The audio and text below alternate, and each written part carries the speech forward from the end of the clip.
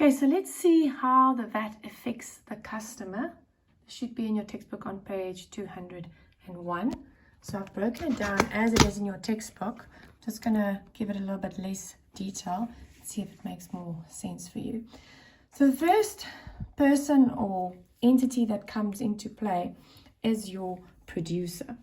So what is the producer? This would be probably the farmer or the person that's going to go pick the wheat and distribute it. So this is where they get the wheat. And what we're going to go with this example is we want to make one cake. So we're going to look at how much wheat do we need to go into one cake. And the estimate is going to be that we're going to need probably about 10 rands worth of wheat. So if the mill where they process the wheat have to buy this 10 rand wheat from the producer, they're probably going to pay an additional, they are, 1 rand 50. Anybody wants to guess what that 1 rand 50 is? Because now they're paying 11 rand 50. Yes, that is my VAT. 15% of 10 rand is 1 rand 50. So in total, the mill is going to pay 11 rand 50 for getting the wheat from the farmer. The next we're going to go to is, as I mentioned already, the mill. Or you can call them the processor if you want a more general term. But we're specifically looking at cakes and wheat. So now you're going to ask the question, you have to process the wheat so that it can be flour. Okay? So they have to take the raw wheat and through a process, they can distribute it into packets of flour. So what are they processing? They're giving us flour at the end of the day. They're going to look at how much flour do you need for one cake. And let's say in this instance, it's still about the 10 rands worth, but they're going to add some profits in there. So at the end of the day, they're going to charge you 40 rand. And now you being the bakery, to get that flour, that bag of flour that you need for one cake. That's hectic, okay? And the 15% on that, which is VAT, comes to 6 rand. So if you add it up in total, the bakery is going to pay 46 rand to the mill. So just note that the wheat goes from the producer to the mill, or like I've said earlier, the processor, 2 S's, and then from the processor it's going to go to the bakery. Now the bakery is like a factory. I don't know what else you want to call it in a different context, but let's say a manufacturer,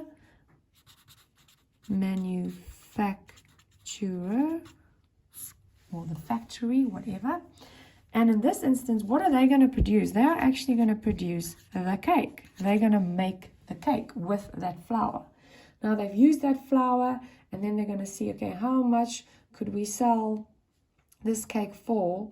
And they're going to come up with an amount of 60 rand, okay, is what they're going to charge for this cake that you see there. And your 15% VAT on that will be 9 rand. So in total, when the shop wants to buy from the bakery, they're going to pay 69 rand for that cake. Okay, but now we go from the bakery to the retailer, the shop. Let's say that be Pick n Pay, or that's the Spar, wherever you want to go and buy your cake from. So let's say we call this one the retailer, or the shop, if you want it in a simpler terminology.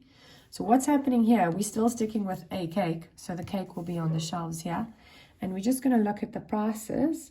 So what the shop's going to charge is 70 rand. Obviously, they want to make profit on that 60 rand. And then they're going to add the 15%. And the 15% in this instance is 10 rand 50 cents.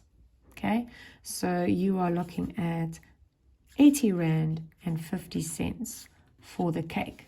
That is what's going to happen eventually with our special customer who is going to buy this cake. So this is the last part of the cycle. Finally, we get to the customer. And this is the person that actually is going to eat the cake and wants the cake.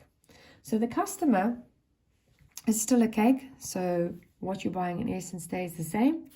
But the price of 70 Rand that we are going to pay for that cake, well, now we're going up to 80 Rand 50 cents. That's what we're going to pay. You're going to add your, inside there already is your VAT. So the prices here stay the same. The customer pays exactly what the retailer is selling it for. This is where the whole thing stops and it comes to an actual halt. So basically, if you look at the bigger picture here, there's a lot of VAT going on. You've got R1.50 here that the mill will pay the producer. Then you've got 6 Rand here that the manufacturer will give to the mill. Then you've got 9 Rand, 10 Rand 50. All these VATs are going to end up with SARS eventually. So this R1.50 is going to SARS. The 6 Rand is going to SARS. That 9 Rand is going to SARS. This 10 Rand 50 is going to SARS. So all those amounts are going to SARS. But we do get something called input and output VAT, which I'll explain later. Because at the end of the day, you can, if you look at the example in your textbook, play them off against each other. And I'm just going to give you one example, saying that if the mill paid the producer R1.50 VAT, it's the producer's responsibility to go to SARS and give SARS that R1.50. Okay, so they've done that now. Mill has paid R11.50. They have indirectly paid some VAT, which the producer will make sure it gets to the right place. When they get to this 6 Rand that they are charging their customer, they're going to say, listen, SARS, I don't owe you the full 6 Rand.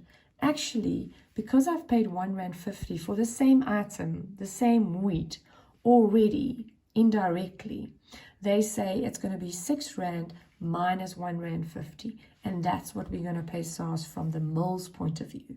If you don't understand that, don't worry. I'm going to break it down when I discuss input and output VAT.